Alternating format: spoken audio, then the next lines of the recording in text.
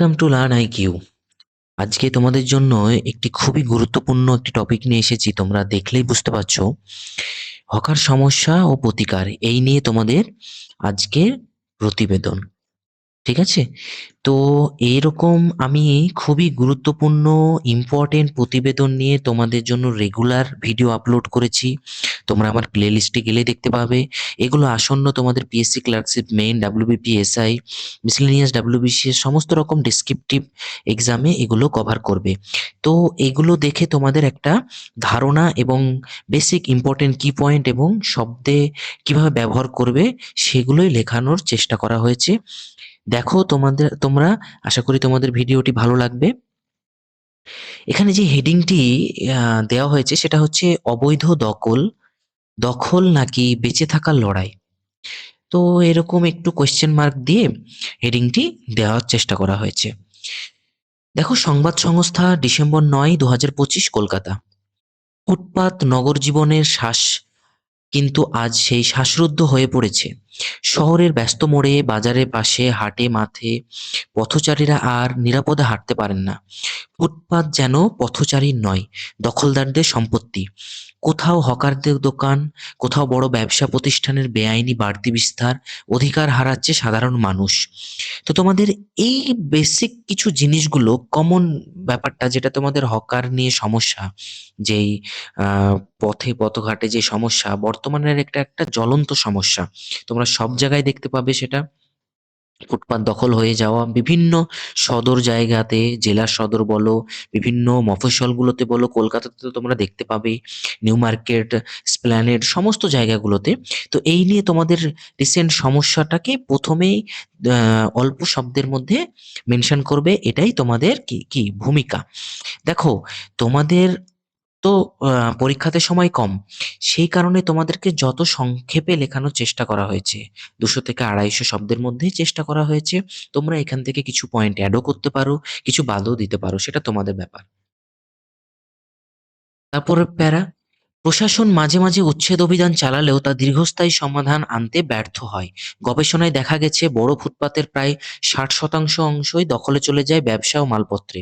হকারদের একটি বড় অংশ অশিক্ষিত বা স্বল্প শিক্ষিত, ফলে কর্মসংস্থানের সুযোগ কম। এটি হকার পরিবারের 4-5 জনের জীবিকা এই ব্যবসার উপর নির্ভর করে। যানজটের 20%-এরই বেশি তৈরি হয় ফুটপাত দখল ও রাস্তার ওপর ব্যবসার কারণে। অনেক হকারের কোনো নির্দিষ্ট পরিচয়পত্র বা লাইসেন্স নেই, তাই সমন্বয়ের অভাব আরো বাড়ে। দেখো, তোমাকে কিন্তু নিউট্রাল হিসাবে লিখতে হবে। হ্যাঁ, হকারের সমস্যা তোমাকে বুঝতে হবে এবং সেই ধারণা নিয়েই তোমাকে লিখতে হবে যে সেটাকে কিভাবে প্রতিকার করা যায়। তাহলে এখানে কিছু বেসিক ডেটা অ্যাড করা হয়েছে, যে কত পার্সেন্ট হকারদের দখলে যায়, তারপরে 20% যেই যে বিষয়টা, 20%-এর বেশি ফুটপাত ও দখল রাস্তার উপর ব্যবসার কারণে। এগুলো কিন্তু তোমাদের অথেন্টিক ডেটা থেকেই নেওয়া হয়েছে, ঠিক আছে? তারপরে এতে দেখো, হকার ও পথচারী উভয়ই একই শহরের নাগরিক। এই সমস্যার মূলে রয়েছে এক গভীর সামাজিক বাস্তবতা। শিক্ষা, কর্মসংস্থানের অভাব ও দারিদ্র্য হকারদের ফুটপাতে নেমে আসতে বাধ্য করেছে। মূলেই রয়েছে সুষম নগর পরিকল্পনার অভাব, প্রয়োজন সুনির্দিষ্ট হকার জোন নির্ধারণ, লাইসেন্সিং ব্যবস্থার উন্নয়ন, নির্দিষ্ট সময়সূচিতে ব্যবসার অনুমতি, ফুটপাতকে পথচারীর জন্য সরকারি সুরক্ষা অধিকার হিসাবে চিহ্নিত করা। দেখো, লেখা তো অনেক কিছুই যায়, ঠিক আছে, কিন্তু এই এইটাতে কি, এই থার্ড প্যারাতে তোমাদের সমস্যা ও প্রতিকার নিয়ে সংক্ষেপে, জিস্ট, এই সংক্ষেপে লেখার চেষ্টা করা হয়েছে। দেখো, যত সংক্ষেপে তোমাদের মনের ভাবটাকে প্যাসিভ ফর্মে লিখতে পারবে, সেটাই তোমাদের জন্য সব থেকে ভালো হবে, ঠিক আছে? তারপরে দেখো, উপসংহার, বহু বছর ধরে হাজারো হকার ফুটপাতে জীবিকার আলো দেখছেন। সংসার চলে তাদের এই ব্যবসার উপর। বেকারত্বের বোঝা, দারিদ্র্যের তীব্রতা ও সব মিলিয়ে ফুটপাতে হয়ে উঠেছে তাদের আশ্রয়। তাই উচ্ছেদ মানে তাদের জীবনযুদ্ধে নির্মাণ আঘাত। প্রশ্ন জাগে, শহর কি শুধু ধনীদের, পথ কি শুধু গাড়ির, জীবিকা কি অপরাধ? সমাজের আওয়াজ হোক, হকার বাচক, পথচারীও হাঁটুক। এই উপসংহারেই কিন্তু তোমাদের পরীক্ষকের, হ্যাঁ, দৃষ্টি আকর্ষণ করতে হবে। তাহলে এটা তোমাদের কিন্তু খুবই ভালো হওয়া চাই, ভূমিকা উপসংহার। হ্যাঁ, তো পরীক্ষক কি করবে, বেশ মানে জাস্ট এই কি পয়েন্ট গুলো দেখবে, এতে দেখবে যে এ, মানে যে লিখেছে তার উপর কিন্তু ইমপ্রেশন ভালো হবে।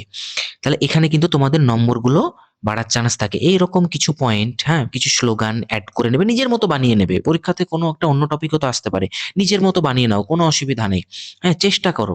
তাহলে এই যে দেখো লাস্টে কিছু কোয়েশ্চেন থ্রো করে দিয়েছো, না তুমি সরকারকে দোষ দিয়েছো বা সমাজকেও দোষ দিয়েছো। একটা বেসিক জিনিস যেটা সমস্যা, মূল সমস্যা সেটা তুলে ধরেছো এবং সেটাকে কিভাবে সমাধান করা যাবে তার আগে তুমি অলরেডি বলেছো। তো এটাই পরীক্ষক চেষ্টা করবে। হ্যাঁ, যে কতটা সুন্দরভাবে ছোট্টর উপর গুছিয়ে লিখেছে। তো এইরকম খুবই ইম্পর্টেন্ট ভিডিও আমার আগের ক্লাসেও আছে, তোমরা সেগুলো দেখো, তোমরা অনেক উপকৃত হবে। আশা করি তোমাদের ভিডিওটি ভালো লেগেছে। তোমাদের জন্য অনেক পরিশ্রম করেই ভিডিওগুলো বানানো হয়, ঠিক আছে?